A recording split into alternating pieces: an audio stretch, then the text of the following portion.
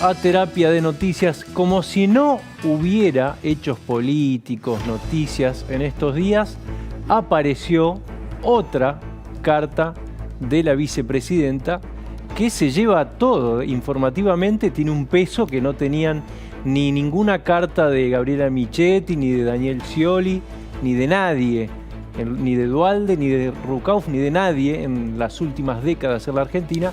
Una carta muy fuerte, que la vamos a analizar en un ratito acá con Jorge Liotti y Pablo Sirven, que me parece que es de alguna manera un punto de inflexión. Tiene párrafos muy jugosos, muy salientes. Lo primero que tenemos que decir es que se trata de un balance de la gestión del gobierno al cabo de un año, ¿no?, de ejercicio, en la que ni siquiera alude al presidente de la Nación. Esto muestra claramente que evidentemente hay una enemistad, más allá del distanciamiento físico y en las palabras que se venía contando en los últimos meses, pero claramente lo que tiene Cristina en esto es que es siempre muy elocuente, muy transparente y muy frontal. Es muy fácil de analizar su discurso. Eso como primer elemento. Y el segundo de la carta claramente deja en evidencia cuál es su agenda, que es la justicia.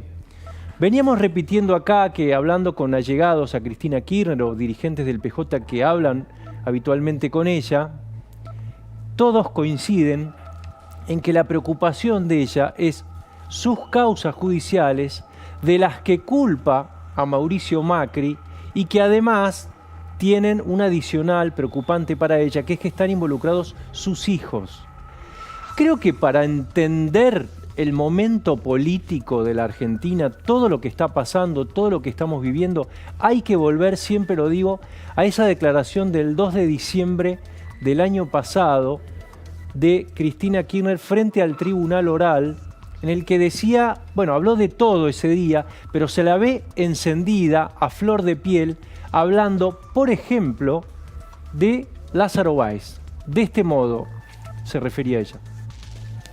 No soy amiga de Lázaro Báez, nunca fui amiga de Lázaro Báez, nunca.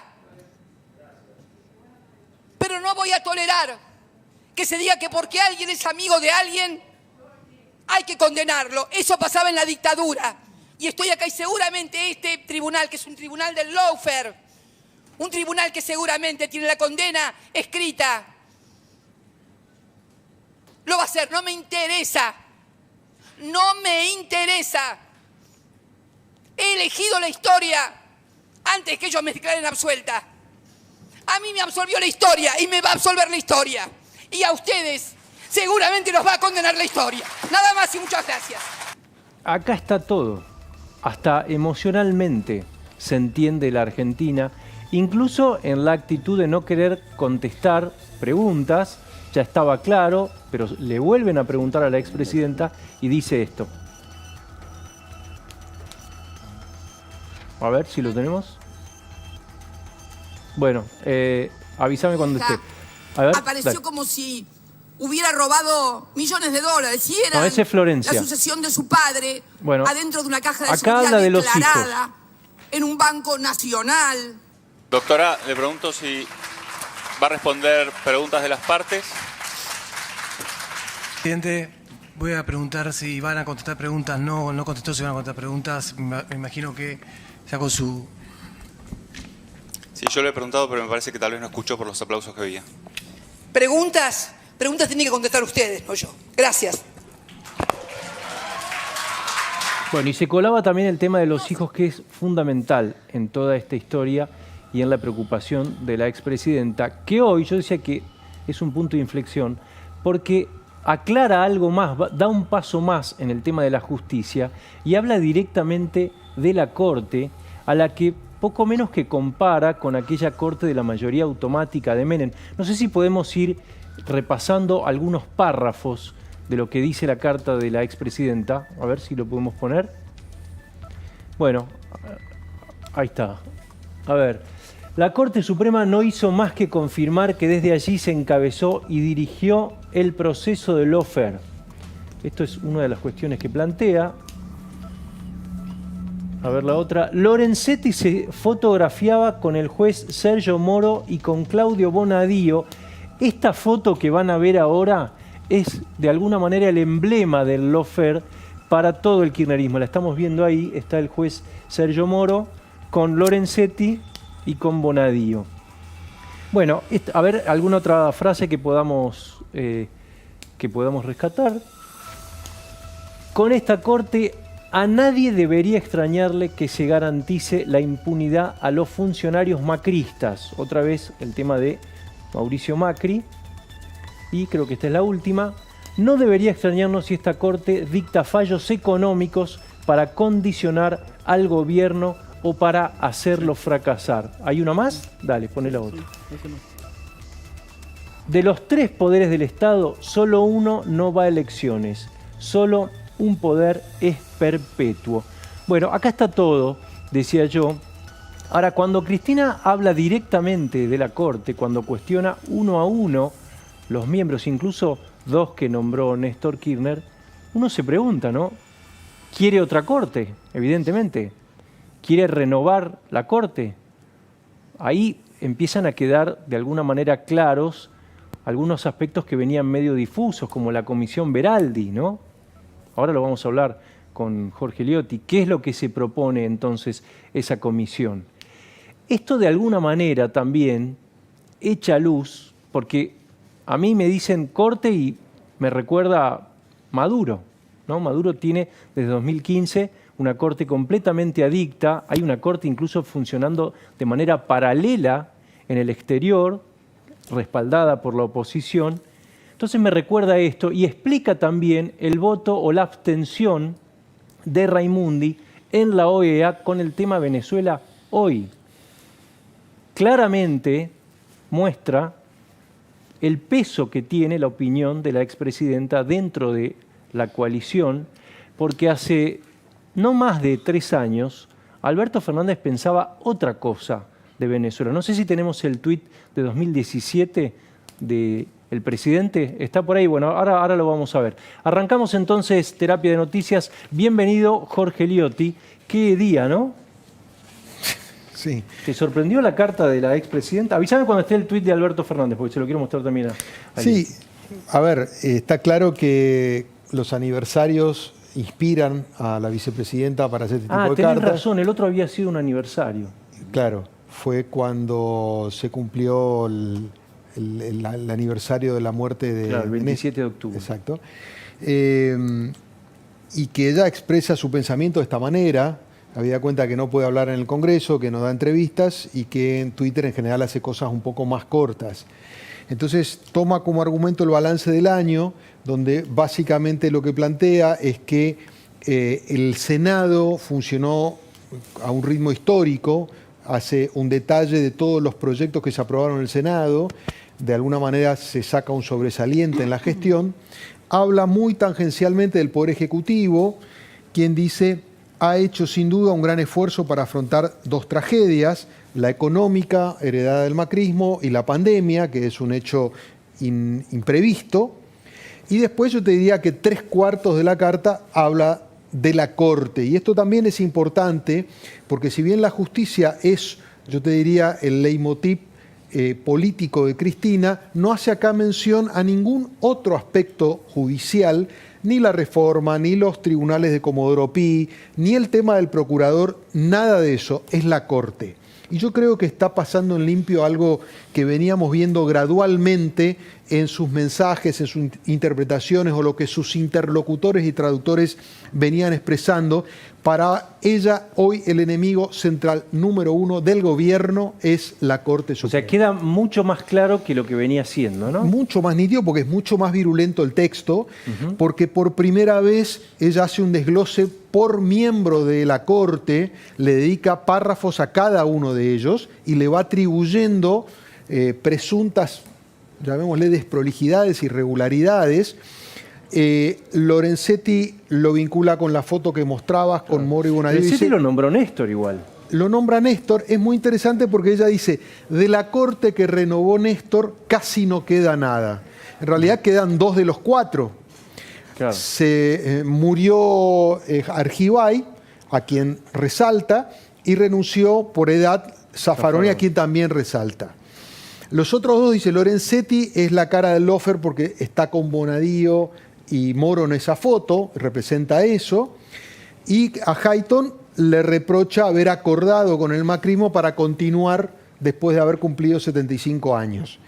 Después va a Rosati y Rosenkrantz, a quienes les atribuye haber aceptado inicialmente poder ser designados por decreto, a pesar de que después se revirtió esa decisión. Rosati, que fue ministro también de Justicia de Néstor, ¿no? Sí. Y procurador, creo que también. No, fue ministro de No, fue Justicia ministro de Néstor y se fue en un medio de un escandalete de corrupción. Acuérdense De que las había cárceles, como sí. por el tema de la construcción de cárceles. De cárcel, exactamente. Y después a Maqueda solo le atribuye haber sido nombrado por el gobierno, por el presidente interino Eduardo Duhalde.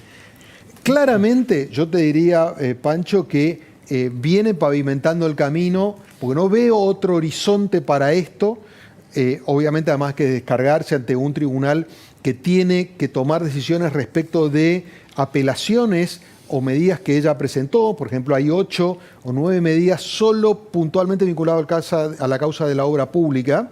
Yo creo que está pavimentando el camino para un juicio político o para instalar la idea de un juicio político, porque es muy difícil volver de esto y quedarse quieto. Hay un atajo que mañana la Comisión Veraldi va a presentar el informe oficialmente ante el presidente Alberto Fernández. Esa comisión finalmente no hizo un planteo de fondo respecto de aumentar la cantidad de miembros de la Corte, pero sí va a presentar la creación de un tribunal intermedio que filtre la cantidad de causas que llegan a la Corte y que deja a la Corte solo como un tribunal constitucional. Ahora Viste que bien, es como que esta carta viene explicando un poco el sentido de la Comisión Veraldi, ¿no? sí, pero yo te diría que comparando con el tenor de la carta, ese instrumento que además Es hay insignificante, que claro. presentarlo por ley, hay que hacerlo aprobar en el Congreso, hay que ver que integrarlo, que empiece a funcionar. Yo creo que son sutilezas para lo que está expresando acá Cristina, que es mucho más virulento, mucho más frontal. No está el escenario como para un juicio político, hay que tener mayorías especiales en las dos cámaras para acusar y para juzgar, con lo cual es muy difícil, pero está llevando la relación con la Corte a una instancia realmente compleja, ¿no? Y yo creo que ese es el legado principal que deja esta carta de hoy. ¿Cuándo crees que va a ser el primer conflicto de esto? Porque esto ya está planteado. Bueno, la Corte en realidad no tiene plazos, entonces puede ocurrir en cualquier momento con cualquier fallo que a ella le moleste, ¿no? Bueno, yo creo que en principio, ya le sirve como marco de referencia para interpretar cualquier decisión que haga la Corte. De hecho, la semana pasada, cuando rechaza la apelación de Vudú, lo cual lo deja nuevamente al umbral de volver a la cárcel, salió todo el kirchnerismo, Cristina no habló, pero todo el kirchnerismo salió claramente, no en defensa de Vudú, sino fue en crítica a la Corte. La Corte es de alguna manera la depositaria del futuro judicial de Cristina y eso es lo que está dejando claro. Sí, también cuando dice que la Corte puede empezar a tomar decisiones económicas o se puede meter en temas económicos, seguramente está hablando de la coparticipación. Del tema nación-ciudad, todo puede ser leído. Básicamente, después de esmerilar a los 5 integrantes, le hace 3 señalamientos que estaban justo en las frases que marcabas vos recién. En primer lugar, la protección e impunidad para los funcionarios macristas. El tema de consentir, dice, consintió alegremente el mayor endeudamiento, que se tenga memoria a escala planetaria con el fondo. Entonces, ojo con los fallos que pueden condicionar o extorsionar económicamente al gobierno. Y lo tercero es que una crítica que le hace siempre, que es el único poder que no va a elecciones es el judicial. Eso le irrita. Eso viene desde el 2013, ¿no? Desde la reforma de la Claro. democratización de la justicia. Bueno, Jorge, le irrita profundamente el Eso. tema que sean vitalicios y es algo que le indigna, ¿no? Jorge, imagino tu respuesta, pero te tengo que preguntar. Alberto, ¿habrá conocido el texto de esta carta antes de su publicación? Mira, yo no quiero mentirte, no lo sé. Sospecho que no, porque las anteriores no las conoció de antemano. Sí te puedo decir que un funcionario, una persona muy importante vinculada del gobierno, vinculada a estos temas, enterado de la carta, dijo, es una barbaridad pensar que esto puede salir del estado de la carta y pasar a una instancia de juicio político, y la dimensión de la carta es un exceso. O sea, no veo, digamos, una voluntad de compartir plenamente lo que dice la carta. Obviamente, después Alberto se amoldará, viene hablando de la Corte, no creo que lo pueda hacer en este tenor. Condiciona muchísimo a Alberto, porque de alguna manera lo que le está diciendo es, Alberto, yo lo que quiero es esto. Eso me parece que queda claro y además no lo nombra, ¿no, Pablo? Sí, a mí me parece muy interesante cómo está hecha esta pieza, que no es casual, ¿no? O sea, empieza con el Senado, son 10 párrafos autoalabatorios, ¿no? Después hay apenas 4 párrafos para el gobierno, donde efectivamente no lo nombra el presidente, que son más bien grises, ¿no? Gran esfuerzo, el esfuerzo sanitario, y pasa inmediatamente a más de 15 párrafos. El IFE, el ATP. Habla de esfuerzo y no de resultados, Claro. ¿no? ¿Cómo? Y después pasa directamente a un tono metralla, ¿no? De más de 15 párrafos. O sea, fíjate cómo dosificó ella, ¿no? 10 párrafos para el Senado, es decir, para su gestión, 4 para el gobierno y más de 15 para el Poder Judicial, especialmente a la Corte. Cuando habla, esta es la Corte de los FER, podría decir, hasta ahora la Corte donde falló finalmente es en un solo caso, que es el de Vudú. Claro, todos los otros ahora, casos están en proceso, digamos, ¿no? Por eso la Sí, duda... con el traslado de los jueces, sí, la Corte tuvo ese fallo salomónico, que bien lo Sí. hemos, Ahora lo hemos quiero- tratado, perdón, pero quiero- quizás Son acuerdos, no era lo que digamos, esperaba. ¿no? ¿no? Claro, ahora, en fallos o decisiones de bajo impacto, la Corte viene sistemáticamente rechazando todas las presentaciones que los exfuncionarios kirchneristas vienen realizando para tratar de obstaculizar distintas causas. Entonces, las señales, revisiones, ¿no? Claro, todas claro, las revisiones las las vienen revisiones. rechazando. Pero condena, la única, Sin es duda. Vudú, ¿no? Pero Vudú también a partir del rechazo de una presentación. Entonces, las señales que viene dando la Corte es: yo no voy a intervenir en ningún proceso judicial por corrupción hasta que llegue como instancia final. Entonces, la señal es muy negativa para todos los que tienen causa, incluyéndose ella. Entonces, no hubo un fallo determinante, pero la Corte viene dando esas señales. Si vos lo comparás con el año pasado, que ustedes recordarán que en un momento se armó un gran revuelo, porque cuando iba a iniciarse el juicio oral por la obra pública, la Corte había pedido todo el expediente. Revisar el expediente, Revisar el expediente que dejaba en parálisis el juicio. Se armó tal lío, salió la gente a la calle, que dijo, bueno, saquemos fotocopias y siga el juicio, ¿no? Desde ahí la Corte empezó dando otro tipo de señales. Ahora, ahí tenés nada más que 2 caminos, ¿no? Una, que se siga victimizando, no parece, ¿no? Por el tono que ella va teniendo, como en el tribunal a fin de año, que fue muy fuerte, es decir, la historia me absolvió, ¿no? Corrige, parafrasea a Fidel Castro, que decía, la historia me absolverá, ella ya considera que fue absuelta. Pero si no, lo que se puede preparar es cómo preparar los cañones contra la Corte, que no sería la primera vez que lo hace un gobierno peronista. Ahora, lo que no el podemos gobierno de pasar Perón por lo alto- hizo a poco de asumir en el 46, llevó a la Corte a juicio político, ¿no? Duhalde lo trató de hacer, no pudo, Kirchner ¿Vos sí. crees que viene un pedido de juicio político, Jorge? Yo creo, a ver, me parece que en principio vos estás condicionando a la Corte, generando un marco de interpretación de que cualquier fallo que haga la Corte ya tenés cómo leerlo. Por ejemplo, el tema Nación-Ciudad, si por alguna razón no es todo lo que el gobierno nacional piensa, ya tenés cómo interpretarlo. Y yo creo que va generando un clima para, en todo caso, ver hasta dónde puede avanzar, ver si puede, por ejemplo, eventualmente que Hayton se sienta tocada y renuncie, por ejemplo, o que alguno de los jueces diga yo no soporto este nivel de presión.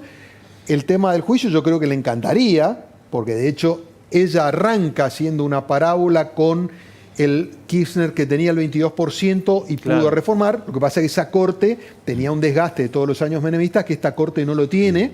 No le dan Además los de que números y hay que ver si el gobierno tiene ganas también, ¿no? por supuesto, si, digamos, involucra a toda la gestión con este objetivo. Yo no creo que hoy en la cabeza de Alberto Fernández pase entre las 3 primeras prioridades tumbar Para a esa la Corte, alusión, ¿no? esa referencia al 22%, está diciendo aún un gobierno débil supuesto. puede, o sea que no hay excusas.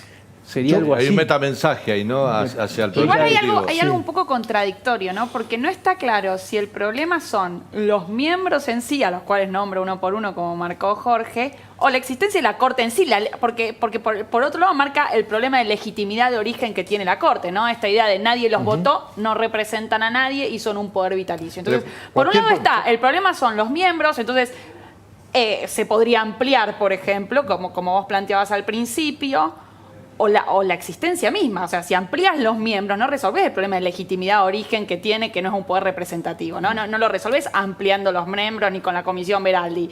Lo resolvés, no sé, modificando la Constitución. Entonces, ahí hay como no un equilibrio, sino una contradicción latente que también... A mí lo que me llama la atención de la carta, y me parece que también hay que resaltarlo más allá de la cuestión política y los cañones apuntados hacia la Corte, que está presentada como un balance del año y no hay un solo párrafo, una sola oración dirigida a los familiares, por ejemplo, de los 40.000 muertos que tuvimos este año producto del COVID y de la pandemia. Bueno, es casi la primera vez que habla del COVID, casi, claro, ¿no? Claro, es casi la primera vez. Pablo muestra un lado bastante indolente de la vicepresidenta en una situación en la cual, si hay un balance de año, en una carta, la vicepresidenta puede decir todo lo que dijo, tiene todo el derecho, pero le faltó ese costadito un poco más sensible, pensar en la gente. Y hay dos cosas más que quiero resaltar en la lectura general por fuera de lo de la Corte.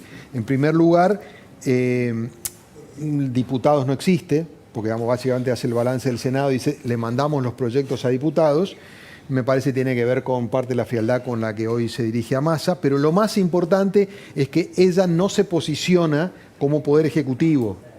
Ella es integrante del Poder Ejecutivo, presidenta del Senado, y ella habla solo desde el Senado. hace el autobalance en el Senado y el Ejecutivo es un cuerpo externo. Y eso me parece que también señala... Un punto muy interesante. Es el modo que ella se relaciona con el gobierno, ¿no? Claro, como Porque si no ella- hubiera tenido nada que ver, digamos, en el armado del gobierno, ¿no? Digo, es la figura esencial, claro, clave. En el armado, en la dinámica, en un montón de cuestiones, pero en los términos conceptuales, un poco en la línea de la carta anterior, donde señalaba al presidente que tenía que decir, él es el responsable. se desdobla. Ella acá dice nuevamente, yo soy el Senado, él es el Ejecutivo. Ya está Alfredo Cornejo en el estudio, vamos a hablar un ratito con él. Está Diego Cabo también. Te quiero dejar dos preguntas también, Jorge. ¿Cómo puede llegar a reaccionar la Corte y qué piensan cerca de Alberto, o qué piensa Alberto Fernández de esto si es que ya se filtró algo de lo que se habla en su entorno? Antes, Daniel Santa Cruz tiene algo muy importante para decir.